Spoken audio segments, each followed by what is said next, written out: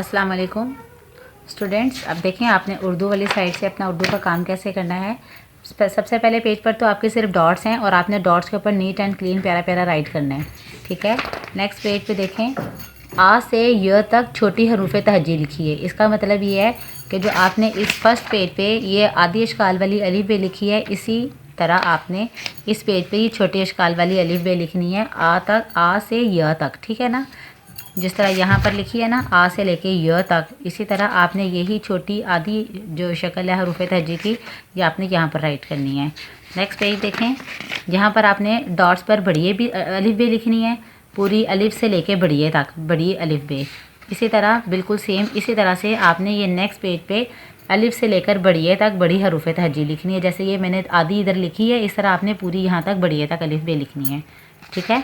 Next देखें, ये आपके हरूफ हैं, ये आपके इमला के हरूफ हैं। और जिस तरह ये मैंने ऊपर लिखे हैं ना ब आ बा बाबा, इसी तरह आपने ये पूरी लाइन पे बाबा लिखना है।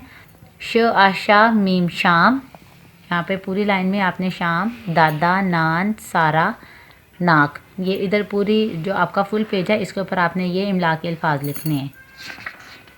नेक्स्ट पेज देखें, ये भी आपके इमला के अल्फाज हैं, हरूफ के मुताबिक ही आपने लिखना है। जैसे ऊपर लिखा है ताला दाल सात जाल शान रात, इसी तरह आपने मैंने 2 लाइन आपके लिए लिखी हैं, इसी तरह आपने इसको फुल पेज पे ये पूरी लाइन ऐसे राइट करनी है, ठीक है। और नीट एंड क्लीन लिखनी है अपने टीचर के पास, अपनी मदर के पास बैठ के।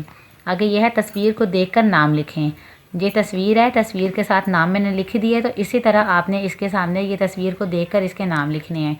नान ताज हार साग चाक, ठीक है। और ये आपने नीट एंड क्लीन अपना वर्क उर्दू का कंप्लीट करना है। अस्सलाम वालेकुम।